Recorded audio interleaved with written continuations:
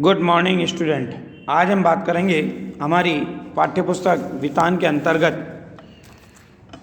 ओम थानवी जी के द्वारा रचित अतीत में दबे पाँव। सबसे पहले मैं आपको ओम थानवी जी का परिचय प्रदान कर दूं। जन्म सन 1957 में, शिक्षा दीक्षा बीकानेर में। राजस्थान विश्वविद्यालय से व्यावसायिक प्रशासन में इन्होंने एमकॉम किया। एडिटर्स गिल्ड ऑफ इंडिया के महासचिव रहे। 1980 से 1989 तक 9 वर्ष ये राजस्थान पत्रिका में रहे। इतवारी पत्रिका के संपादन ने साप्ताहिक को विशेष प्रतिष्ठा दिलाई। सजग और बौद्धिक समाज में इतवारी पत्रिका ने अपने दौर में विशिष्ट स्थान बनाया। अपने सामाजिक और सांस्कृतिक सरोकारों के लिए ओम थानवी जी को जाना जाता है। अभिनेता और निर्देशक के रूप में स्वयं रंगमंच के ऊपर भी इनकी सक्रिय भूमिका रही है। साहित्य, कला, सिनेमा, वास्तुकला, पुरातत्व और पर्यावरण में इनकी गहन दिलचस्पी है। 80 के दशक में सेंटर फॉर साइंस एनवायरनमेंट की फेलोशिप पर राजस्थान के पारंपरिक जो जल स्रोत थे उन पर इन्होंने खोजबीन करके बड़े विस्तार से लिखा है। पत्रकारिता के लिए अन्य पुरस्कारों के साथ गणेश शंकर विद्यार्थी पुरस्कार प्रदत्त हुआ है इनको। 1999 से संपादक के नाते दैनिक जनसत्ता दिल्ली और कलकत्ता के संस्करणों का दायित्व इन्होंने संभाला है। पिछले 17 वर्षों से इंडियन एक्सप्रेस समूह के हिंदी दैनिक जनसत्ता में संपादक के रूप में कार्यरत रहे हैं। अब बात करते हैं हम हमारे प्रस्तुत किए गए पाठ के बारे में।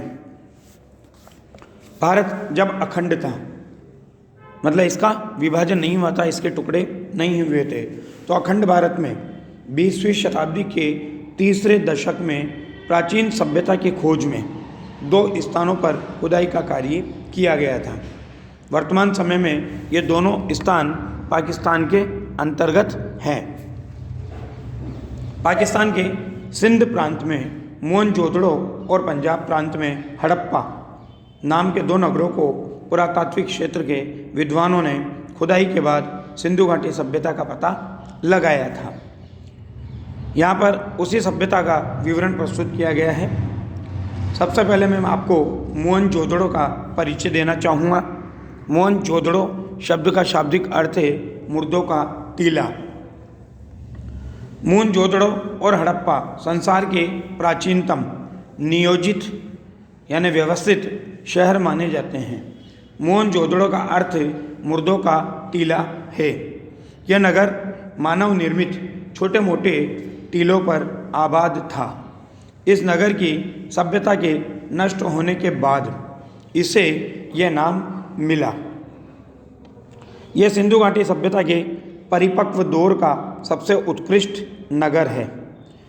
खुदाई के बाद इस नगर में बड़ी तादाद में इमारतें, सड़कें, धातु पत्थर की मूर्तियाँ, चौक पर बने चित्रित भांडे यानी बर्तन, मुहरे, साजो सामान और खिलौने आदि मिले हैं। मोहनजोदड़ो अपने दौर में विकसित सभ्यता का एक केंद्र था। संभवतः यह इस क्षेत्र की राजधानी था। यह शहर 200 हेक्टेयर में फैला हुआ था। 5000 वर्ष पूर्व यह एक महानगर था। इस नगर से सैकड़ों मील दूर हड़प्पा नामक नगर था, जिसके जो प्रूफ थे, जो प्रमाण थे, जो साक्ष्य थे, वो रेल लाइन बिछाने के समय नष्ट हो गए थे। अब बात करते हैं उसकी नगर रचना कैसी थी। ये नगर मैदान में नहीं है, अपितु टीले पर बसा था। ये टीले भी प्राकृतिक नहीं हैं, अपितु मानव निर्मित हैं। इनमें कच्ची पक्की ईंटों से धरती की सतह को ऊंचा उठाया गया है। ये कार्य सिंधु नदी के पानी से बचाव के लिए किया गया था।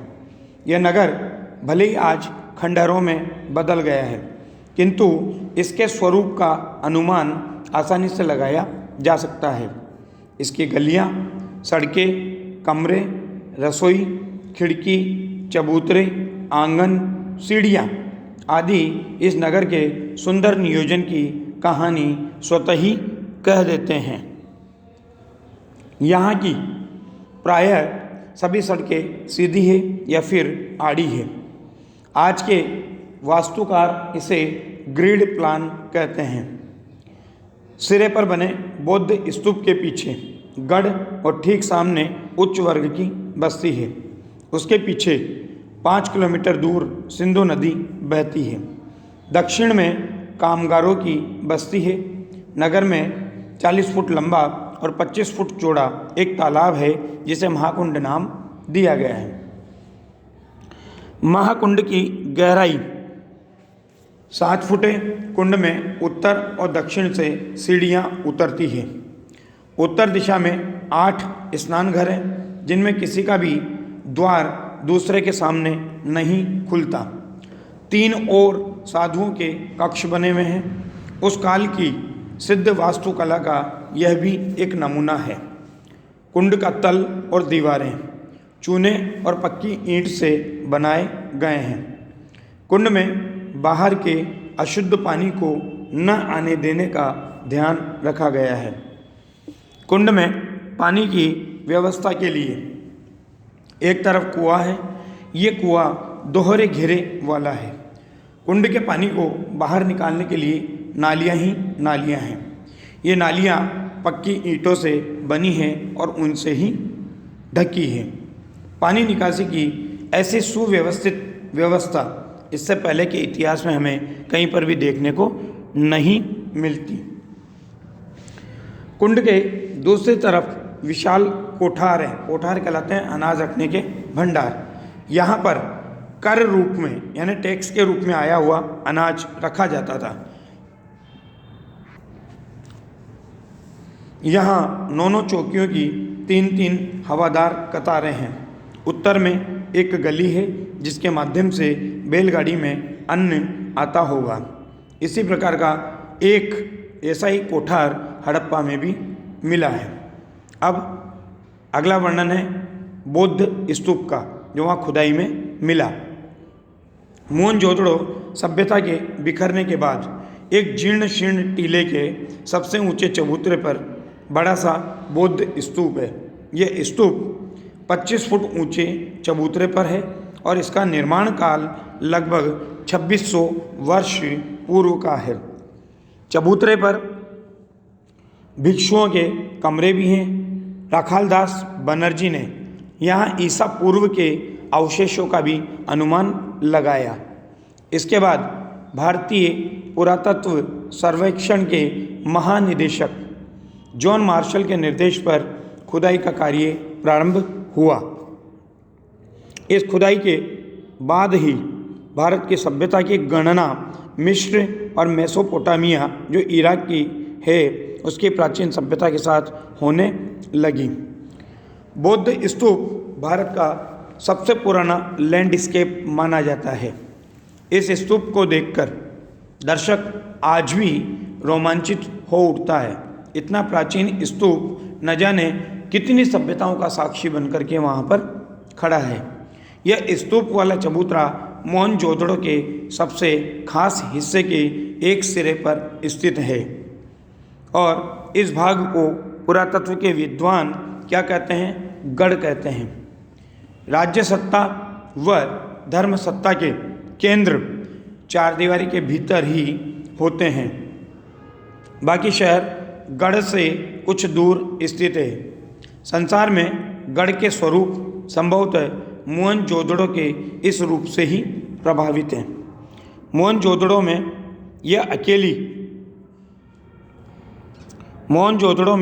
यह अकेली ऐसी इमारत है जो अपने मूल स्वरूप के बहुत नज़दीक तक बची रह सकी है।